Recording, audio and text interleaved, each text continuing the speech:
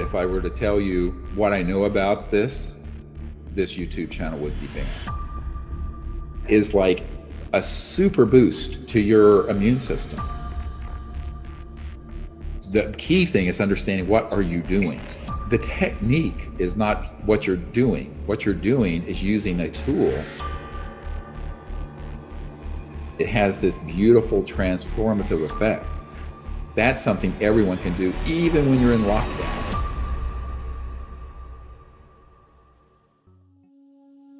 Mark Twain said, there are liars, damn liars, and statistics. Well, what does that mean? It means that you can do anything with statistics and manipulate them if you're clever. And I'm not trying to say there's any nefarious purpose here. I'm just saying that people who try to speak with more certainty than they should about something that we have a fraction of 1% of the public that's been tested on something that's this contagious is sort of, you just got to take it with a grain of salt, honestly. Which is why they're assuming, the reason we're all on lockdown or social distancing is that they're assuming everyone potentially has it and doesn't know it because they don't have enough test kits. The reagents have been faulty. The CDC first batch of test kits in this country didn't work. I mean, it has been the most epic governmental failure that I've seen in my lifetime as a medical doctor. And that includes the horror of the 80s and 90s with the HIV crisis. But that's, as I said, that's water under the bridge. What do we do now? And that's really kind of what I want to now kind of segue into. I certainly think we are in for some rough stuff for several months or a year, only because I think this pandemic's going to take that long to run its course, and we're probably going to, unless we're very lucky and in the summer it dies down and doesn't reemerge, but we don't know that yet. We don't know how this is going to behave. You can't predict that this will do that just because other viruses have. So the fact is it could be a pretty rough period for a year or more. What my larger concern is that the havoc it will play in society in terms of the economy and unemployment. What I'm hoping is that people will be able to get back to normal in a few months. But I think if we do, people should be prepared in every way, everything I mean by that, for real preparation, that there could be a second wave that could even be more virulent than this first one. So, you hope for the best and you plan for the worst is what all emergency doctors do. And so that's just sort of my motto. You hope for the best and you plan for the worst. Everyone listening, I don't want to be alarmist, but I'm just going to tell you that there's a great deal more known about this. And I think that that's kind of water under the bridge, i.e., where did this come from? How did it emerge, et cetera, and so on. We have to deal with the hand we've been dealt, and it's out in the community now. The consequences of it are going to be devastating from a public health point of view, but I think from a societal point of view, with the numbers of people who are laid off, unemployment possibly going up above what it was in the Great Depression, and I think that's a possibility, it may have a more devastating effect socially and civilizationally, and how we live and our livelihoods and what have you. But that's where we are. And I don't control the edicts from the federal or state government. I'm here to tell you as a doctor what the reality of this is and how you can respond to it, but also to respond to it in a way that keeps yourself not panicked at all and in a positive state of mind so that you stay strong and you stay healthy and your immune system is enhanced. And as I said, exercise is key to that. Good diet is key to that.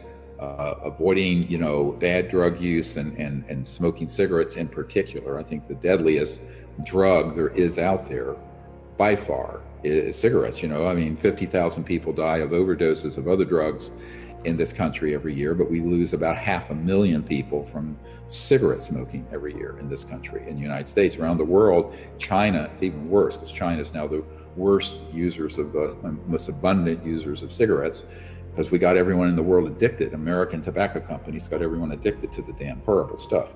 So be very careful about that. And I think the other thing is, from my perspective, before I was a medical doctor, some people in the 73, 74, 75, and what I learned was that there's this amazing immune response and strengthening of the immune system that happens when you go into deep meditation. which is actually more powerful than sleep. So the meditative state and connecting to this expansive aspect of ourselves that's conscious, that actually is really strengthening to ourselves physically as well as mentally, psychologically, spiritually. So the meditative faculty, the ability to sit and be quiet and meditate and go into a deep state of relaxation and connect to that aspect of awareness that is beyond your individuality, which is actually infinite. That's what samadhi is when you have a very deep meditation. But even some sense of that, where you become calm and centered and feel relaxed and expanded, that is like a super boost to your immune system. And it also creates field coherence with the people we're with, but all over the world. And, you know, this is one of the things that everybody will see on April 7th when Close Encounters of the Fifth Kind comes out. That we talk about what back then, sort of comically, was called the Maharishi effect, because what they did is we sent people into cities and localities where 1% of the population were experienced meditators who knew how to meditate and go into deep, quiet meditation. And when they did that, let's say the city had, 200,000 people. So that means you'd have 2,000 meditators in the city synced up meditating, deep meditations and prolonged. What they found was that hospital admissions went down, violence went down, shootings, crimes of all kinds went down. There was a field coherence that went out through that whole city, even though the other 99% of the city didn't know those people were in the city. They didn't even know they were there. So it wasn't because there was social media saying, oh, there are all these people meditating, isn't that cool? No, they were not there. This was back before there was social media. And these studies have been done in other settings and proven that there is this beautiful field coherence where things become aligned and coherent, very positive, when more than one person and groups of people meditate together in a certain number. And it turns out the threshold number for that seemed to be very effective was about 1%. It's not like a polling booth. You don't need 51% to win the election. This is 1% you win the election, because you then create this harmonic, coherent field that is affecting everyone in your society.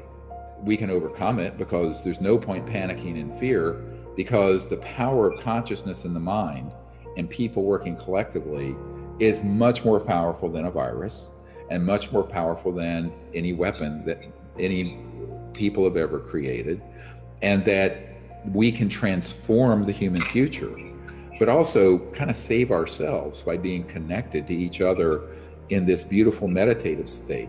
I think after the film comes out and we have this new app and people can get trained and practice, there is something to practicing meditation. It takes some time to get your vibe going with it, but it's not difficult. You do that on a regular basis. You can do breathing exercises as well before or after you do the meditation, say with a mantra or a little prayer, whatever you like using. The key thing is understanding, what are you doing? The technique is not what you're doing. What you're doing is using a tool to allow yourself to settle down and become centered and calm, where you feel connected to this great ocean of unbounded mind. And when you have that experience, and it begins to grow subtly sometimes at first, it is so liberating, and it's also very enhancing to your immune system, your body, your life, your inner guidance, your happiness. Take care of yourself, really learn to meditate, and take this time where you're not having to dash around in your day-to-day life to practice deep meditation and do it with other people if you're with people already, or you can do it in a way that's with social distancing with people, whether it's electronically or people that or that in your area where you keep a social distance and can sit together in quiet meditation and do this. You can do it anywhere. You can do it in your living room if the weather's bad. You can do it in your backyard. You can do it anywhere. that will really strengthen our civilization, but it'll strengthen your immune system, as I talked about before, because when you go into these deep meditative states, it's a very healing, amazingly healing thing to do. But it also strengthens your whole mind-body complex so that you are more resistant to diseases. But if you get the virus, maybe the effect would be much, much less.